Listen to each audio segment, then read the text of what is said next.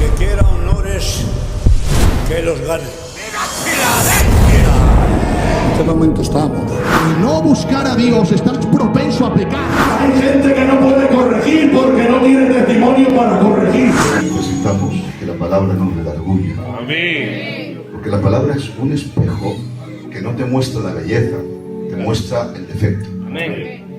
Es un espejo que tú te ves y dices, pues yo parece que iba bien, pero tengo una manchica aquí. Pues eso es la palabra. La palabra no está para recrearnos los oídos, la palabra está para redarguir nuestras vidas y mejorarnos. Y con ese propósito, ese fin, es que yo me subo en este púlpito, respetando a los ancianos, a los ministerios, a esta santa iglesia, esperando que Dios me utilice, porque sé que es su palabra. Vengan conmigo, voy a hablar de un tema muy interesante en este tiempo. El tiempo de nuestra misión, Dios nos ha bendecido con mucha gloria, nuestros cultos son famosos, nuestras reuniones son gloriosas y el ambiente que se forma, enhorabuena, verdad, sois impresionantes, increíble cómo adoráis al Señor, y esto nos atrae mucho. Venir aquí y solamente escuchar estas alabanzas tiene bastante. Amén. Escuchas estos cánticos y te vas para casa. Pero esto no es solo esto. Lo bueno es no que solamente tú te acerques a donde Dios está, sino que aprendamos a vivir y convivir con Dios en casa. Yo tengo una palabra porque lo que quiero animar a la gente es a llevarte a la presencia a casa, a convivir con Dios. No es fácil, es exigente, no lo pone fácil. Él cuando está en un lugar, una casa, se hace dueño. Él no es un invitado, no es un inquilino, no es un turista. Él es el jefe, Él es el dueño. Pero ojalá que después de esta palabra, si alguno de ustedes están a falta del ambiente de Dios en casa, vengan y se puedan llevar la presencia de Dios a sus hogares. Para esto vamos a abrir nuestra Biblia, el capítulo 13, verso 3 de Primera de Crónicas. Y cuando David ha establecido ya su reino y puede y está en sus manos cumplir un deseo y un propósito que él tiene desde muy niño, el propósito que él tiene no es otro de que llevar la presencia de Dios donde él viva.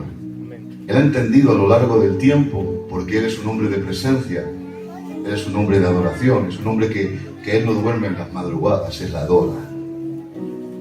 Y en esa comunión y en esa relación ha hecho un pacto en el Salmo 132 y ha dicho: no pondré mis pies en mi propia casa hasta que encuentre yo un lugar para ti. La pretensión de David nunca fue rey, fue encontrar un lugar para él. Qué misterioso es Dios. El siervo buscando un lugar para el rey y el rey poniendo al siervo en un palacio. Llegó antes David a palacio que Dios a habitar en la tienda. Porque Dios da honra a quien le honra. Amén. Y si tú le sirves a Él, Él también trabaja para ti. Pero David sabe que esa promesa la tiene de cumplir. Y en el capítulo 13 reúne a los oficiales, a los ancianos. Dice: ¿qué os parece si traemos el arca de nuestro Dios a nosotros? Esta presión. A nosotros, porque desde hace tiempo, desde el tiempo de Saúl, que no hemos hecho caso de ella. ¿Cómo es posible? Este es la primera vez que me encontré con este pasaje, me impactó. Le hice muchas preguntas a la Biblia. ¿Cómo es posible? La presencia de Dios ignorada, olvidada. Aquí hace hincapié David en Saúl, pero el tiempo es aún más lejano todavía. Que se olvide la presencia de Israel es algo ilógico, incomprensible. ¿Por qué? Porque Israel y la presencia tienen un idilio de muchos años, desde aquel día glorioso que salieron de Egipto con mano poderosa. Los siervos se han llevado los tesoros de los egipcios, han desvalijado Egipto porque la mano poderosa de Dios ha enjuiciado al pueblo que está subyugando al pueblo de Dios. Han salido a la madrugada, se han encontrado con aquella columna de fuego. No saben lo que es y han preguntado a Moisés, ¿qué es esto? Y Moisés ha preguntado, esto es la presencia de Dios que nos va a acompañar en el desierto. Amén.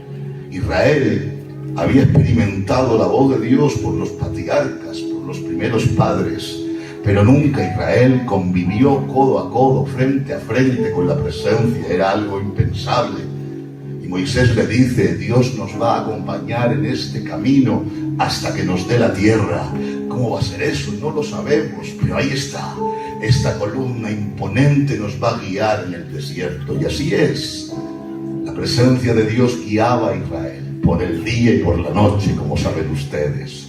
De noche con la columna de fuego, de día con la columna de humo. Eso solamente no proporcionaba un guía seguro, sino que Israel en medio del desierto sobrevivía. Era imposible sobrevivir en el desierto del Sinaí, ya que los cambios bruscos de temperatura hacen imposible el poder pasar 3 o 4 días. Por el día el calor te consume y de noche el bajón de las temperaturas es tan brusco que la helada te mata. Sin en cambio esa columna no solamente es guía, sino que proporciona un microclima, de tal forma que en las noches el frío no los hiela y por el día el calor no los consume. Están viviendo un milagro. Ellos empiezan a experimentar que esa columna les protege, los guía, pero más adelante se dan cuenta que no solamente protege y guía, que Dios los va a sustentar en un desierto donde no hay agua. Están viendo correr, no sé cómo, no sé qué explicarlo, no sé si imaginarlo, no sé cómo era, pero dice la palabra que había una roca que tenía patas, que les seguía y les daba agua. Eso es milagroso. Bebían donde no había agua, comían carne donde no existía. Cada amanecer era un milagro continuo. Dios prometió darles pan cada amanecer. Y cada amanecer salían a sus tiendas, miraban al cielo y en el rocío de la mañana empezaba a descender pan. Y no había campamento, no había familia que se quedara sin comer. Cada día Dios era fiel en la promesa y proveía a su pueblo con alimento. Están viviendo un idilio, no es un desierto con Dios, es un paraíso. El calor no te fatiga, la noche no te hiela, comes pan de balde, estás bebiendo agua donde no hay agua. Están enamorados de la presencia, pero han visto que la presencia no solamente guía, no solamente sustenta, no solamente guarda, sino que protege. Y todos los reinos de alrededor del Sinaí están temiendo a un pueblo esclavo, un pueblo que no son muy fuertes en batalla, no son grandes estrategas de guerra, no son diestros con las espadas, llevan 400 años cociendo ladrillo y levantando las ciudades de Egipto, pero Dios está con ellos. Jehová de los ejércitos ha provocado temor en medio del pueblo y rey tras rey ha ido cayendo. Es el pueblo de la presencia. De tal forma que cuando a Israel se le comunica que Dios los va a dejar, que Dios les da la tierra, que el Dios les da un ángel, pero que Él no va porque de aquí a nada los mata porque son duros de servir. Israel ha dicho ni hablar. Se han vestido de negro, se han puesto luto y han dicho ni hablar. Dile a Dios que si no viene no vamos. Somos el pueblo de la presencia. Amén. Podemos crecer en muchos ámbitos de nuestras administraciones, en elocuencia, en conocimiento, en música, no olvidemos que el sello de nuestra misión es la presencia. Quizá no sabemos mucho de Biblia ni teologías, pero sabemos cuándo está la presencia. Es la señal del pueblo de Israel y es la señal de nuestra misión. La presencia es imprescindible. El pueblo de la presencia olvidando la presencia. Y ahí entro en el tema. ¿Cómo es posible que algo imprescindible, siendo la señal de identidad de un pueblo, quede en el olvido? ¿Qué ha de hacer un pueblo para que la gente se olvide de algo tan imprescindible como la presencia de Dios? David señala un tiempo, desde los tiempos de Saúl, pero hay que retroceder más atrás. En los tiempos de Saúl fue ya el colmo, porque se había consumado la ignorancia total a la presencia, pero hay que ir un poquito más atrás. ¿Cuándo empezó esa decadencia que llevó al pueblo a llevar la presencia en el olvido? ¿Cuándo empezó? Vengan conmigo, porque esto empieza en los tiempos de Elí, aquel gran sacerdote que tuvo un fallo garrafal, un fallo que nos tiene de enseñar y poner en alerta. El fallo de ese sacerdote bueno, con promesas de Dios, fue ser un consentidor de sus hijos. Ese fue el fallo garrafal, lo que le buscó la ruina a su casa, a sus hijos, a sus nietos, a toda su descendencia. Marcó toda su casa para vida, por una simple razón: consentir a sus hijos. Los tiempos de Elí, recalca la Biblia, 1 de Samuel capítulo 2 verso 12, dice: y los hijos de Elí eran impíos. Eran impíos. Una persona impía era una persona que no respetaba las cosas de Dios. Noten, porque estos hijos se lo encontraron todo hecho. Sobre Elí habían unas promesas inquebrantables. Las promesas que tenía Dios sobre él, que después se lo tiró en cara, es que toda la descendencia de Elí se iba a ocupar del sacerdocio, de ministrar las cosas santas. Había mucha gloria, mucha bendición para la casa de Elí. Pero estos hijos eran hijos de Elí, pero dudo yo que fueran hijos de Dios. Eran hijos de linaje, portaban el efod de lino, tenían de alguna forma la identidad sacerdotal. Sus mitras portaban aquel eslogan de publicidad que decía: santidad a Jehová. Pero como he dicho, era un eslogan de publicidad. Se llevaba en la frente, pero los hijos de Elí no lo llevaban en el corazón. No practicaban la santidad, todo lo contrario, dice la Biblia. Eran impíos. Habían heredado un sistema, pero no habían conocido al Dios del sistema. No se habían encontrado con Él. Y claro, esto no va de herencia, esto va de encuentro.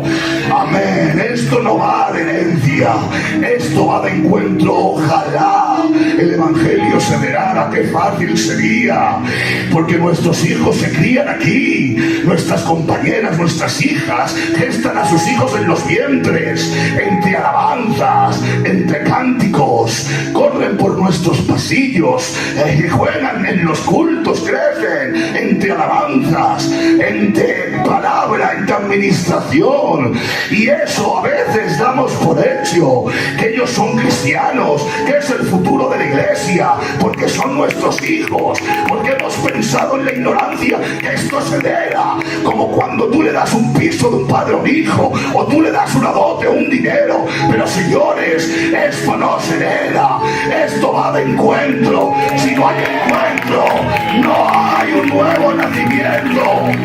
Podemos engendrar hijos de un sistema, podemos engendrar hijos de un sistema, pero solamente Dios, a través de un encuentro personal, hará que los niños que corren sean el futuro de la iglesia de mañana.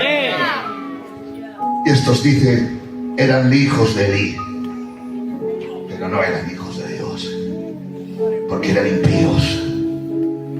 ¿Y por qué, Biblia? Porque no tenían conocimiento de Jehová. se lo pone la Biblia. Esa es la causa de la impiedad. La causa de la impiedad es la falta del conocimiento. Y aquí conocimiento implica conocimiento de la ley de Dios. Porque el sacerdote tenía un deber inquebrantable, absoluto, conocer la palabra. Amén. No podía ministrar si no se sabe la palabra. Amén. No podía. Era un deber.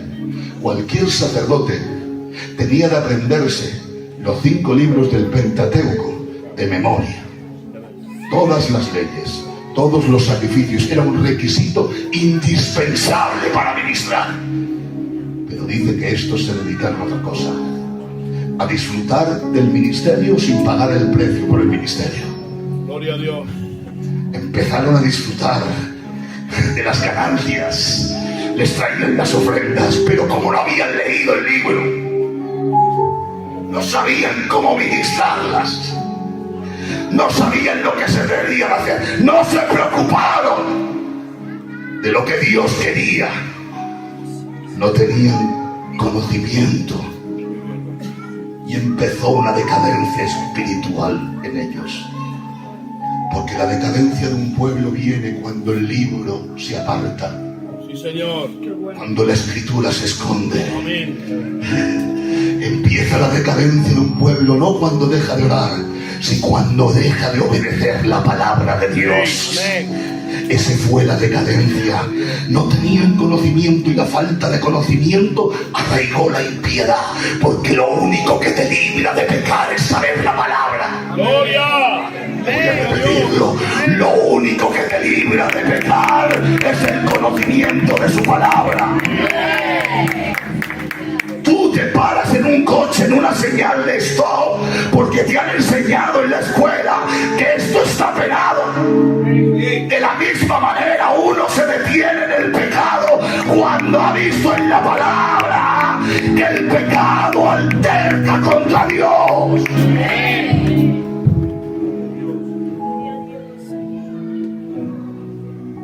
Y la decadencia viene cuando el pueblo abandona el libro. Oseas 4:6, tengo de citarles versículos, porque ustedes no pueden creer a nadie que no respalde lo que dice con la palabra. Oseas 4:6 dice: mi pueblo, noten, fue destruido, no por un enemigo, por falta de conocimiento de la ley. Isaías 5, verso 13, mi pueblo fue llevado cautivo por falta de conocimiento de la ley. Noten que el cautiverio y la destrucción no vienen porque el enemigo sea más fuerte que ellos, sino por la falta de conocimiento. El pueblo es destruido, el pueblo es llevado cautivo. Las consecuencias de abandonar el libro, las consecuencias de no vivir conforme a los designios de su voluntad. Hay quien pide: Señor, ¿qué quieres que yo haga? Y Dios ha plasmado en la escritura el plan de salvación para ti. No esperes un ángel que remueva las aguas, ni un profeta que te imponga en las manos. Eso también lo hacen los esoteristas, los brujos y los magos. Trucos de magia para mantener a un pueblo entretenido. Mas el pueblo de Dios, solamente hay algo que lo mantiene, que lo haga caminar en su perfecta voluntad, y es la palabra de Dios. Gloria a Dios.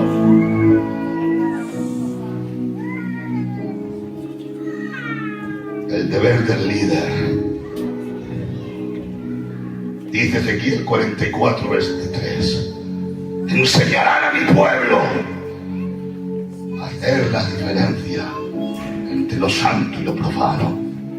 No hay otro deber, hermanos míos, no hay otro deber. Enseñar al pueblo, no mi cultura, no mi experiencia pastoral, no mi sabiduría y mi filosofía de vida, es enseñar su ley. Gloria a Dios. Enseñar al pueblo en discernir lo que está bien y lo que está mal, no bajo mi concepto, no por lo que me han enseñado en mi casa como en la suya, que nos han enseñado muy bien, sino conforme a los designios de su voluntad que están escritos en su palabra. Amén. Pero no lo hicieron. Segunda de Crónicas, capítulo 15.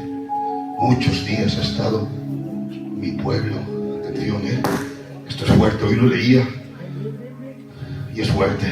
Muchos días ha estado mi pueblo sin verdadero Dios. ¿Cómo? Se lo dice la Biblia.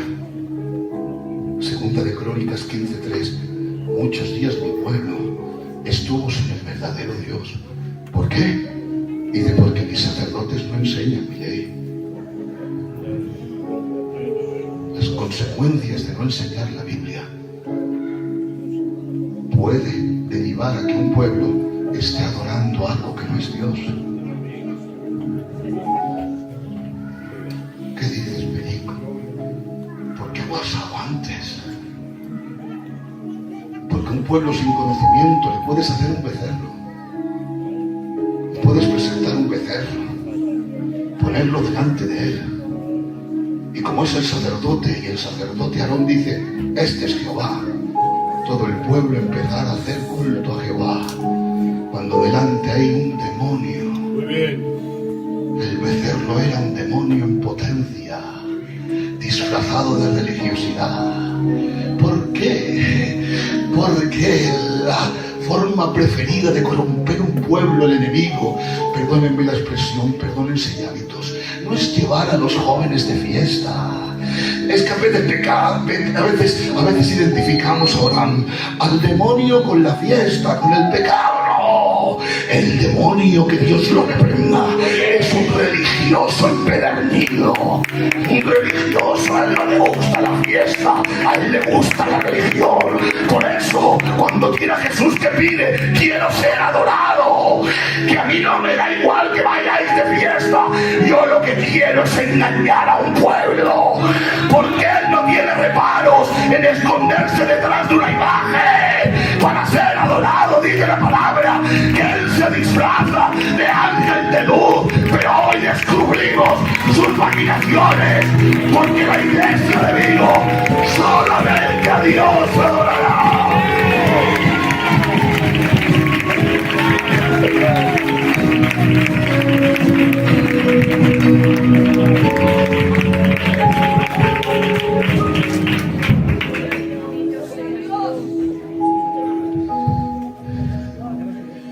Muchos días estuvo mi pueblo sin el verdadero Dios.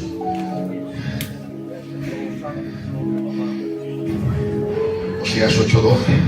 Yo os tengo que citar versos, porque quiero irme de aquí sabiendo que alguien Dios tocará el corazón. Amén. Para que el libro deje de ser un símbolo, deja de ser una señal de identidad. Te puedes pensar que el libro por sí solo te protege, pero el libro es efectivo cuando lo lees. El libro es efectivo cuando lo vives. El libro es efectivo cuando lo practicas. Oseas 8:12. Las grandezas de mi ley fueron tenidas como cosa extraña. Lo extraño entre el pueblo de Dios era la palabra de Dios.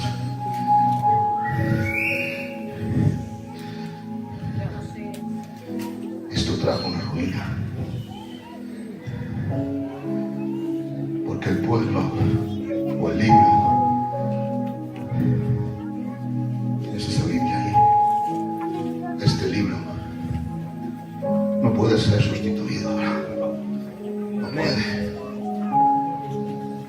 Nuestra cultura tiene matices muy buenos, pero podemos anteponer la cultura al libro.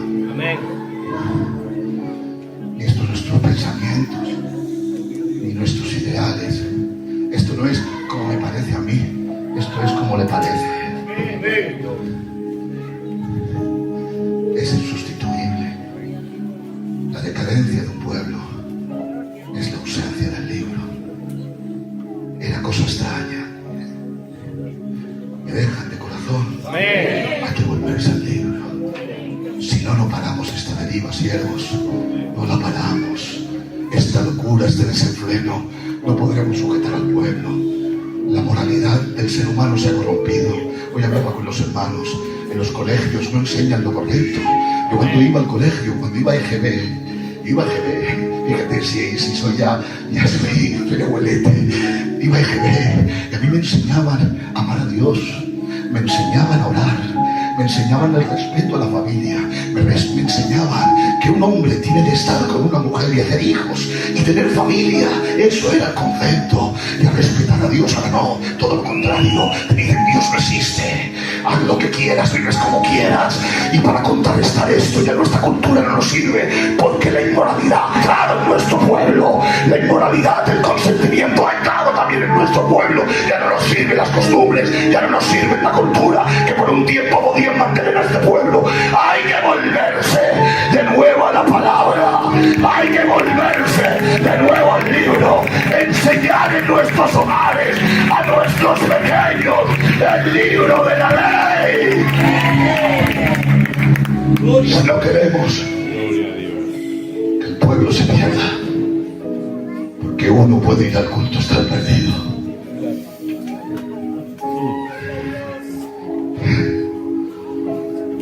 Pero esa repercusión, hermanos, iba mucho más allá. El daño no solamente se hacían a ellos mismos, sino que esa decadencia provocó que el pueblo menospreciara las cosas de Dios.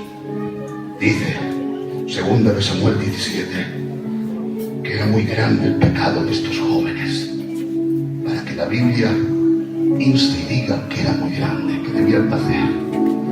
Era muy grande. Yo no voy a citar lo que hacían, por respeto, pero léanlo. Dice: por esta causa los hombres menospreciaban las ofrendas, porque si los hijos del sacerdote se comportan así, no vale la pena ir al santuario.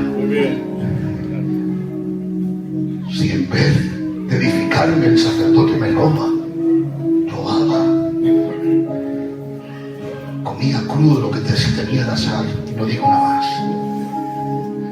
Y la gente decía: ¿cómo vamos a ir?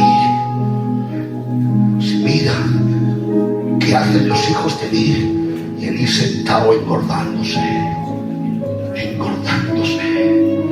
Dios viene y le reprende y le dice: hombre, muchacho, no te enseñé yo cómo debes de conducirte. ¿Por qué no los reprendes? ¿Por qué no los disciplinas? Que no ven que el pueblo está blasfemando mi nombre por esa causa, porque nuestro testimonio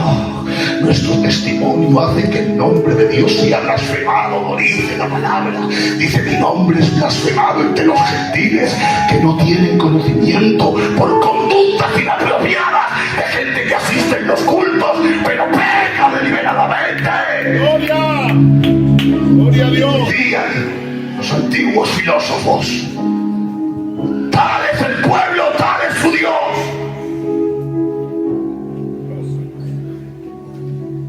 Y así estaba. Conductas que desvirtúan el evangelio. Ustedes han oído aquí, nos separan 1000 kilómetros. Allí dicen: va a ser como esto, mejor no voy. Y no sé si ha llegado esto. Mañana. Porque tal es el pueblo, tal es su Dios. Porque a Dios no lo ven, a nosotros sí. Terrible consecuencia. Dios advierte: corrígelos. Y ella no los corrige. Le ha dicho Dios: mira, Eli, vas a pagar las consecuencias. Estoy teniendo mucha paciencia contigo. Yo tenía planes contigo, pero te quito el sacerdocio. Te lo quito, se lo doy a otro. Yo tenía planes. Mira, vas a ser una lacra en tu familia. No habrá viejo en tu casa. Todos morirán a temprana edad. Quiero que todas tus generaciones se enteren del mal que has hecho. Y esta será la señal. Va a morir señal. La señal que el mismo día tus 2 hijos morirán. Vas a perder tus hijos que consientes que pequen. Los vas a perder de ti. Si no eres capaz de reprenderles, Esto es antes de emitir el juicio. Le está dando una oportunidad para que se arrepienta. Pero Elí no se ve capaz. Son sus hijos. Son mis hijos. ¿Qué les voy a decir? No puedo reprenderles. Y hermanos, esta falta de respeto, dice la palabra, por cuando has preferido honrar a tus hijos antes que a mí, las palabras que yo he dicho se cumplirán. Y en un día ha perdido Elí a sus hijos y a Dios, porque no traer disciplina en tu casa te costará tu casa. No exigirnos a nosotros mismos nos costará a nuestros propios hijos. Perder a Dios. Pero hay otro hombre en la Biblia que por obedecer ha entregado a su hijo a Dios. Lo ha puesto en un altar y ha dicho: sé que sin culpa que es bueno, pero si tú me lo pides, aquí te lo entrego, es tuyo. Y así como Elí por consentir pierde al hijo y a Dios, Abraham ganará honra delante de Dios y salvará a su hijo.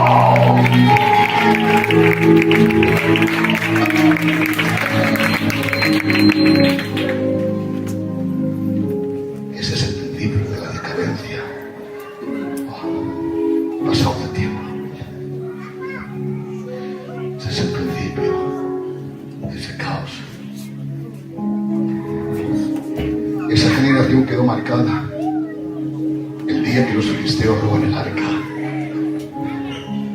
Uno de las hijas de Ondis o Fines, parece que era de Ondis, da luz, tiene un hijo y lo llama Icabod, sin gloria, y marca toda una generación. Hijo sin gloria, hijo sin gloria. ¿Por qué? Porque la presencia no estaba, y la gloria no la trae mi talento ni mi don, la gloria la trae Él. ¿Me dejan continuar? Dios, un poquito, sí o no. Sé que es largo esto, pero yo no tengo prisa. ¿Vale? ¿Quién ha tocado la presencia? ¿Quién se la ha llevado? A ver si ustedes saben. Los filisteos. Muy posible. Si cuando los filisteos se enteraban que estaba el arca corrían, si le tenían miedo. ¿Por qué han perdido el miedo? ¿Se han preguntado por qué perdieron el miedo? Yo sí. ¿Y saben qué me dice la Biblia? Porque bajó tanto el nivel de santidad que hasta los filisteos se atrevieron a tocar los santos. A veces Abraham nos quejamos, pastores, nos quejamos de por qué todo el mundo quiere. Y yo quiero estar aquí, yo quiero los tambores, yo quiero el micro, yo quiero. Porque se baja tanto el nivel que los corazones filisteos se atreven a tocar los santos. Se baja tanto el nivel porque la santidad brilla por su ausencia, porque la gente que gana el precio no lo paga. Cualquiera dice: si este puede, yo también. Si este canta, yo canto. Si este predica, yo predico. Pero esto no vale lo que tú quieras, vale que te llame.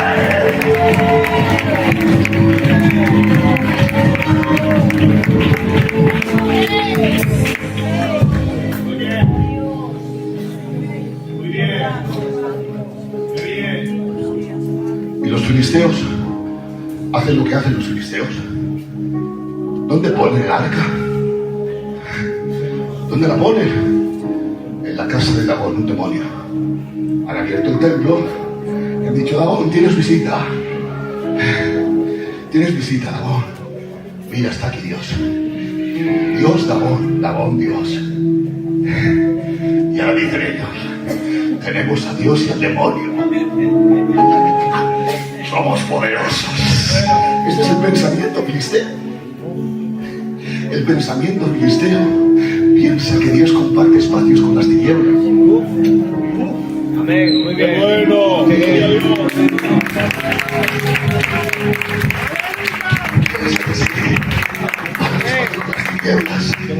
Pero tengo una palabra. Dios no comparte espacios con las tinieblas.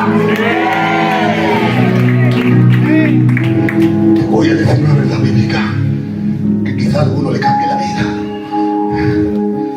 Este es el mensaje que hemos oído de él. 1 de Juan 1:5. Dios es luz y las tinieblas no tienen nada que ver en él. Voy a repetirlo: Dios es luz.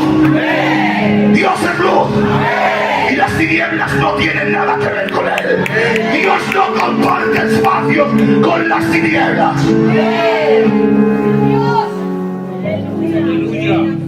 Pensamiento filisteo en el día de hoy. Así, tengo una ventaja con ustedes, no os conozco. Yo hablo por lo que sé de ahí. Vidas en pecado, vidas en desorden. Tienen Biblia, la tienen, saben de ella, usan nuestro argot. Hemos quitado los juramentos de la boca de los cristianos o gitanos. Todo el mundo, para decir la verdad, dice delante de Dios. ¿Sí o no? Aquí también pasa.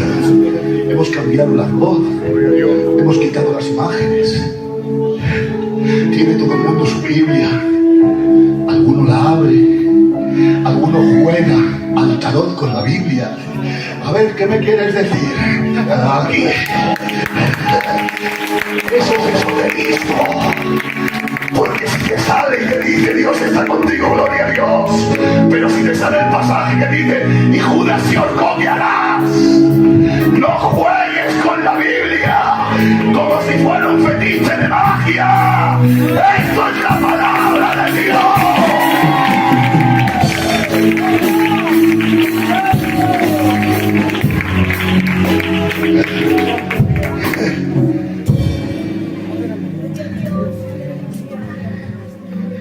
Asisten a cultos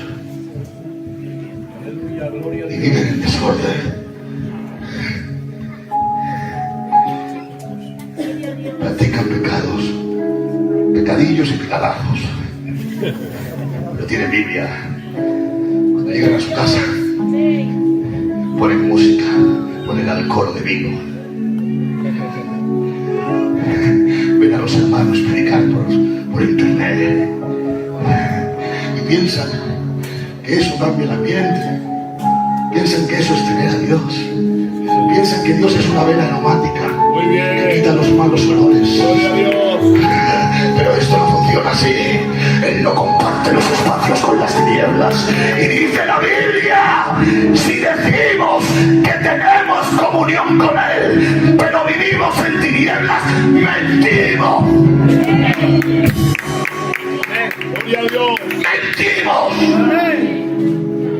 Porque Él no está en una casa donde se practica el pecado. Gloria a Dios. Él no comparte espacios. Él no es un consentido de nadie. Él es un Dios celoso. Él está en una casa que es su dueño. No lograrás tener a la gloria a Dios. Pero si yo presento el día, si cuando voy con mi cochecito le echo una pachanga a un vecino, digo gracias Señor por la comida, ¿hasta dónde llegamos? Te digo, ese no es Dios. No es Dios. Dice mucho tiempo estuvo mi pueblo sin el Dios verdadero.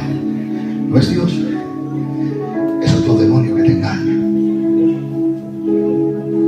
Para calmar tu conciencia te dice que tienes a Dios a raticos. Para ganarte tú la vida como quieras, consulta a Dagón. Para pedir protección para tu casa, el Dios del culto. No te va a salir bien, porque Dios no comparte espacios con las tinieblas.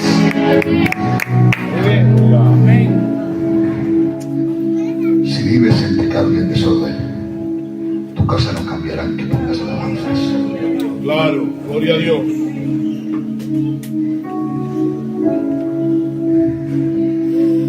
Vaya. Pero el arca tuvo más recorrido después de salir del pueblo de Dios. Ha vuelto el arca a la casa de Abinadab. Y en esa casa es la casa de un sacerdote en Kiriat Jearim. Ahí la han llevado. Parece que todo va bien, pero ¿saben qué pasa? Le han cogido miedo a Dios. ¿Saben a cuántos mató de filisteos Dios? La entregaron los filisteos porque enfermaron, porque el juicio de Dios viene con aquellos que no respetan a Dios. Igual no nos hablan de eso, pero Dios es santo y es justo y castiga el pecado con juicio. Porque si no provocamos temor reverente, este pueblo se desenfrena. Y dice la palabra que la han llevado a casa de Abinadab en Kiriat Jearim 20 años. Pero ¿saben lo curioso de todo esto? Que han seguido haciendo cultos, liturgias, celebrando sacrificios sin la presencia. La presencia estaba escondida, oculta. Le tenían miedo. Dios está enfadado ahí al rincón. Nosotros seguimos con nuestro culto. Nosotros cantamos nuestras alabanzas. Nosotros celebramos nuestras reencuentras. Pero Dios ahí que tú matas. Nosotros no queremos que mates. Allí escondido. ¿Y qué pasaba? Los cultos eran divertidos. ¡Buah, preciosos! Una liturgia al pie de la letra. ¿Pero qué pasaba? La ausencia de gloria, ¿qué es? ¿Que haya talento? ¿Eso es gloria? ¿Que haya talento? ¿Que hayan buenos cantantes? ¿Que hayan buenos oradores? ¿Que haya talento? No. Vayan ustedes a ver la voz. Vayan ustedes a escuchar a cualquier predicador ahí. Eso no es sinónimo de gloria. El sinónimo de gloria y de presencia es ¿qué? Crecimiento. Amén. Madurez. Amén. Nuevo nacimiento. Ese es el sinónimo que la presencia y la gloria está. Pero cuando la iglesia se convierte en un museo de cera, que siempre están los mismos, que lo único que vienen son nuestros niños que alteran el orden, que la gente no viene, que no hay nuevos nacimientos, un museo de cera se convierte cuando hay ausencia de gloria. Y tenemos, como en las sinagogas de entonces, el mismo cojo, el mismo ciego, el mismo leproso, el mismo poseído. No faltaba en ninguna sinagoga poseídos, leprosos, ciegos, todos estaban allí, todos los tullidos, todos, hasta que entra Jesús. Y cuando entra Jesús, el demonio sale, el cojo salta, el ciego me corre la vista. Necesitamos su gloria.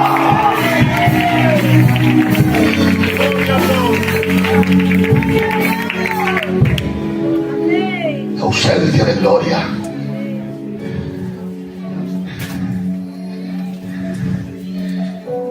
hace que año tras año haya en nuestras iglesias la misma rencilla, el mismo conflicto se enquista. Yo no sé aquí hay problemas que tenemos desde 20 años y la única solución que damos es abrir la iglesia, porque hemos pensado en la ignorancia que la distancia perdona el pecado, pero el pecado no se perdona con la distancia, De acuerdo. sino con el perdón.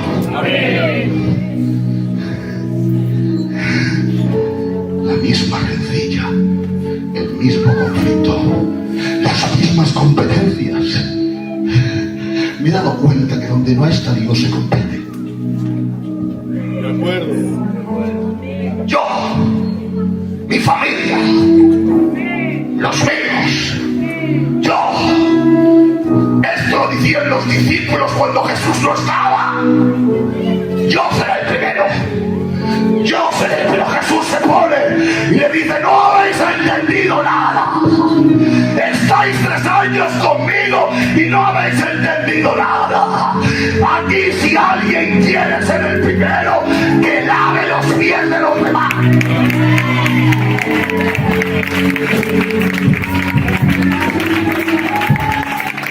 Ya verás, cuando el concepto de una iglesia sea el servicio prestado para ser grande, como los que compiten se van. Cuando se enseña que el grande es el pequeño, que el grande es el que sirve, que el grande es el que se mundo, el que no se ve, una iglesia crece, una iglesia madura. está Dios y seguimos ofuscados en la religión, la casa se convierte en cueva. Y de vez de atraer a gente necesitada, atraemos a pecadores que buscan maquillaje. Y convertimos la casa de Dios en la cueva donde se ocultan los más grandes pecadores. Porque la religión es el maquillaje perfecto de los muertos que parecen vivos.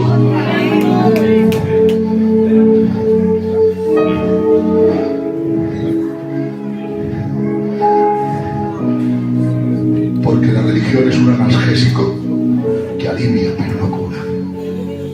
Pero el Evangelio no es un alivio, es la cura definitiva para tu alma. Muy bien.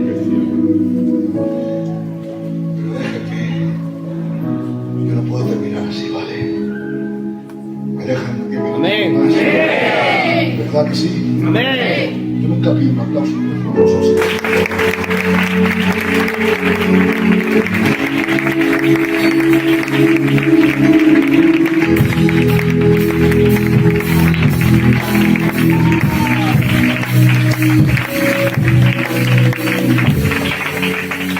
Final.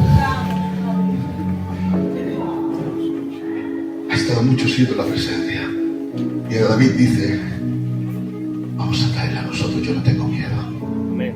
Yo he estado a solas con Dios, cuidando a mis cabritas, y me ha defendido del oso y del león. Amén. Yo con una piedra he reñido a un gigante. Amén. Yo he hecho tantas cosas porque soy un amante de la presencia. Yo tengo una historia con Dios. Y quiero que todo el mundo sepa que Dios no necesita intermediarios. Que Dios funciona en casa, en tu familia, entre los tuyos. Vamos a traerla. David ha cogido, ha sacado el arca de la casa de Abitanar. La han traído, pero claro, cuando las cosas no se hacen correctamente, siempre lo último es lo que se copia. Y esto no va de copiar, va de saber. Y en la ignorancia han cogido el arca como los filisteos. Y Dios sigue enfadado. Porque las cosas se hacen a su manera, o no las hagas. Y han venido, y el hijo de Abinadab, Uza, 20 años, y no sabe que el arca no se toca. 20 años. Y aún no has entendido, hijo, que el arca no se toca. Por tocar el arca muerto fulminado. Y ahora David dice, ahora necesito todo, ¿vale? Son los últimos 5 minutos, aguantarme. David ha dicho, no es normal. Desde los días de Elí, mató a sus hijos, hizo una cerracina con los filisteos. Me he saltado un pasaje donde de una tirada murieron 50.000 levitas en la aldea de Betsemes porque abrieron el arca. Ahora muere Uza y dice David, no lo puedo traer a mi casa. No puedo dejar que mis hijos la vean, que la toquen. Dios está enfadado. ¿Dónde la dejo? Dice, aquí al lado hay un hombre, un levita cantor, que vive en el olvido, en el anonimato. Obed-edom, un hombre de principios pero arruinado, que le va mal la vida. Obed-edom es un levita en el olvido que le cuesta horrores llegar a fin de mes.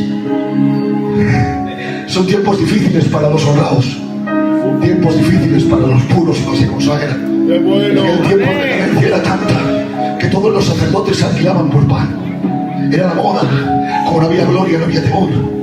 Y alguna casa te llamaba y te decía, no un cultico, que necesito un culto. Y el sacerdote, que solamente quería el pan, sin imponer los principios bíblicos, iba y hacía un culto. Pero dentro de ese culto había idolatría, había pecado. Pero el sacerdote se saciaba, se llenaba el bolsillo y se iba. Pero Obed-edom no es así. Obed-edom le pasa, tiene escasez, tiene problemas económicos, tiene enfermedad en sus hijos, sus nietos son gente pobre, le van a quitar la casa, sus tierras no dan fruto.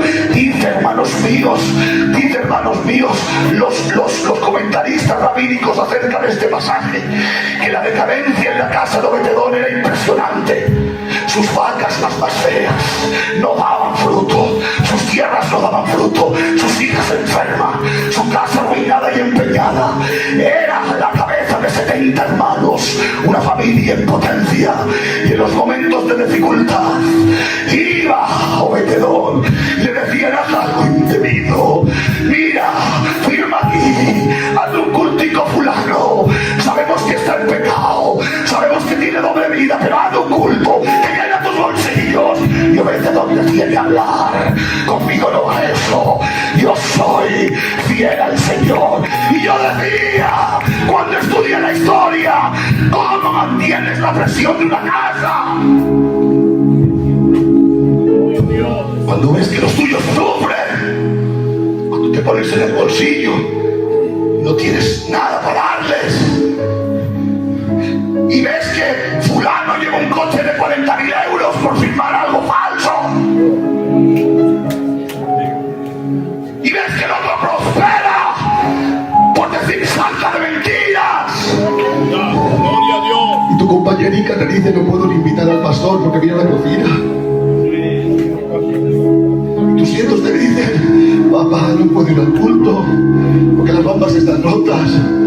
Y las niñas tienen la H de venir los domingos porque quiero un vestido del Primar, no del Zara, del Primar, que vale 2,50. Y Obed-Edom dice a los nietos: papá, no tengo.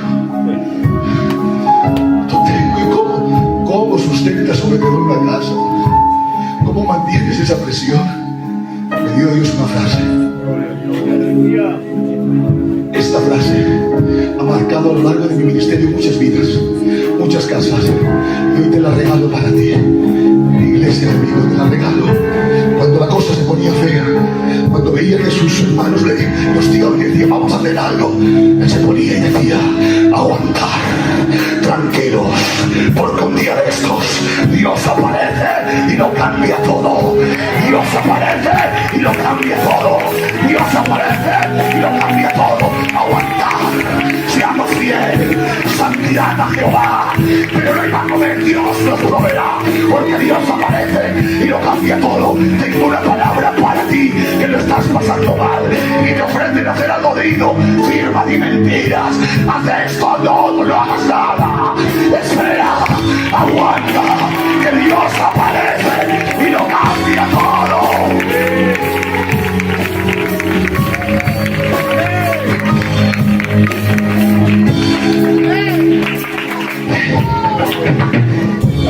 ¿Quién es? El rey. Obed, dice: es el rey. Le he abierto la puerta. ¿Qué quieres, Señor mío? Mira, me han dicho que eres bueno, que ya no quedan como tú. Tu fama que recorre. Si mira la fama y cómo lo estamos pasando. Pero la honradez es más preciada que el oro.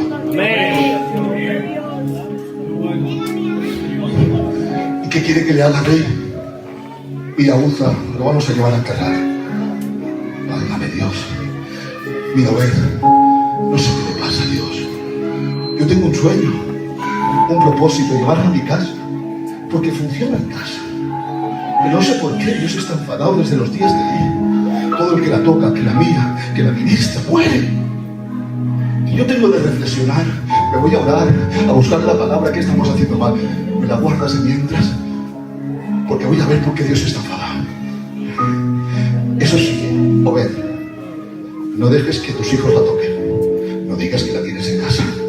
No vaya a ser que haya un percance. Por favor, prométeme que la escondes.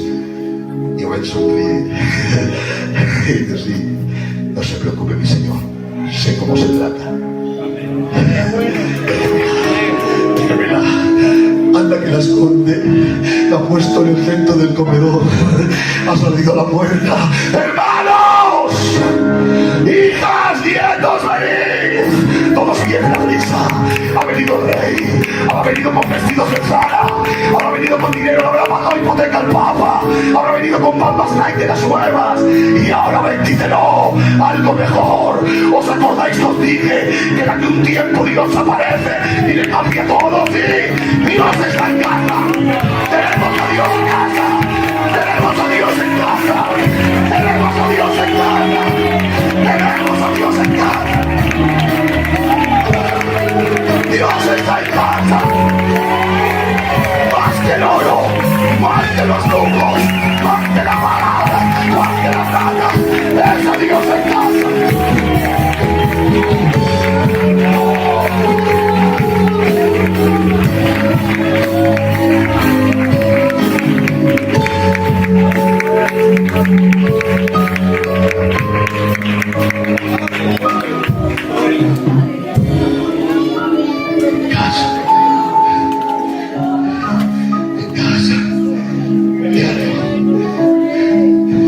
Capítulo, parece que es 17 de Crónicas. Dice, y estuvo el arca de la presencia.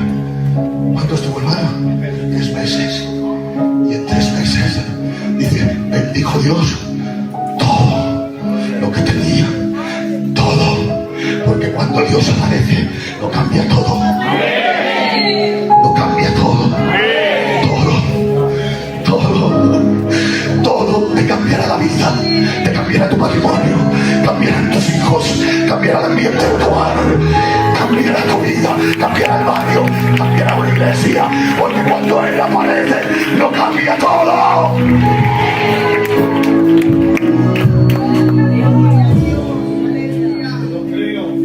3 meses. Noticias en Jerusalén. Tenemos noticias de la casa de Obed. David se echa la mano en la cabeza. ¿Quién habrá muerto esta vez? No ha muerto nadie, hijo mío. ¿Te acuerdas cómo estaba ese hombre pobre? Teníamos que haberle dado una ofrendica. Estaba pasando mal. No nos dejaron pasar la casita porque la gitanica no tenía la casa en condiciones, le daba lache. Es que yo tengo esta imaginación. ¿Y qué ha pasado? Es el más rico del montón. ¿Te acuerdas de las vacas en tren? Que sí, son las más hermosas. ¿Te acuerdas de las tierras? Sí, daban pena. Son las que dan más fruto. ¿Te acuerdas de sus hijas? Eran estériles, tenía 6. Dice, todas están en cinta de centellizos. Porque cuando Dios aparece lo cambia todo. Se ha vuelto rico. Es el más rico del lugar. Vamos a ver cómo ha hecho esto. Le ha dicho, vaya a ver. Veo que Dios te ha atropellado, ¿no? Porque habrá sido Dios. No lo dude, mi Señor. Ha sido Dios. Ahora me vas a contar a mí el secreto. ¿Cómo le has quitado el enfado a Dios? Y dice Obed, Señor, Dios no está enfadado. Amén. Solo falta de alguien que lo respete.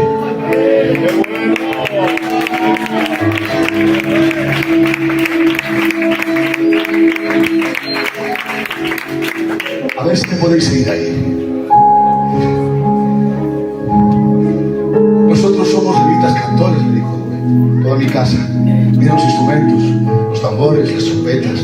Todos, mis hijos, mis hermanos que se quejan a veces, pero me hacen caso.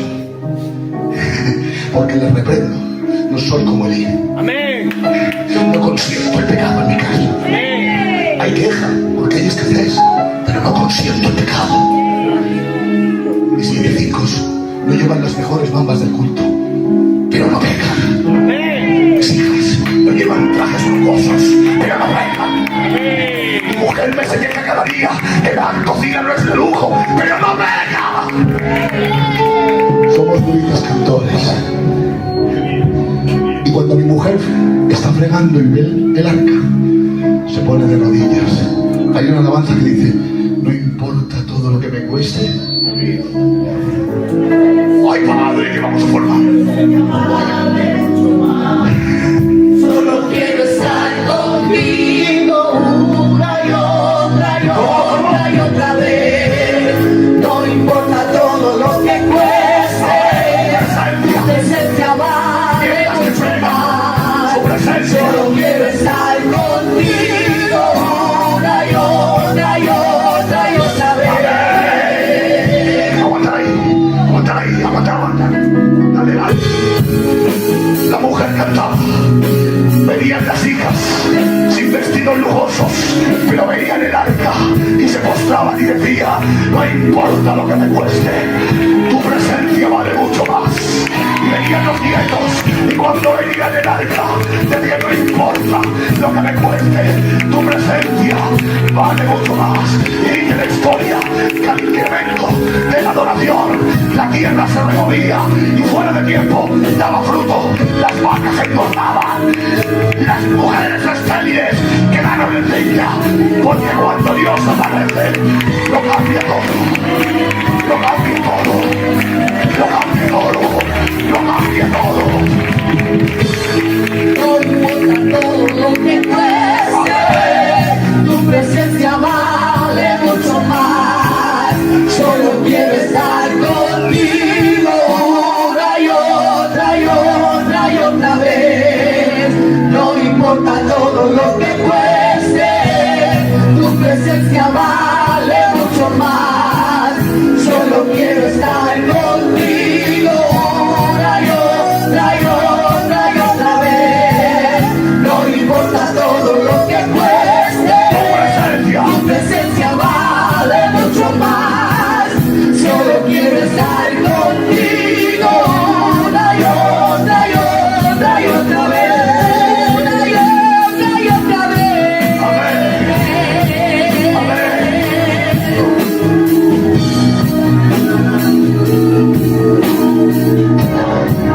Ministros, Gloria para David dice, no sabía que funciona la presencia en casa. Obed, gracias, pero es mi sueño, es mi propósito, me la llevo, me la iba a quitar a mí, siervos de Dios, me la iba a quitar, no, que tiene de matar,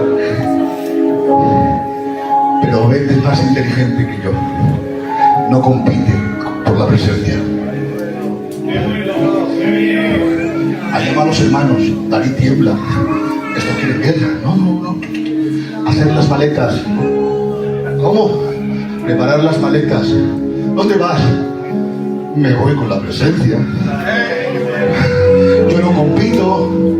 Yo voy donde está. Yo no compito. Tenéis que pensar una avanzada, Pensarla, Dios lo dará. Yo no compito. Donde vaya la presencia voy, pero escúchame, Obed. La tierra, la casica. Ahora que vas bien. Ahora que todo te va bien. No.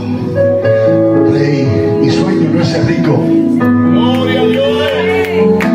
Mi sueño es vivir en la presencia. Mi pretensión no es ser el más rico del máster del contorno. Es estar bendecido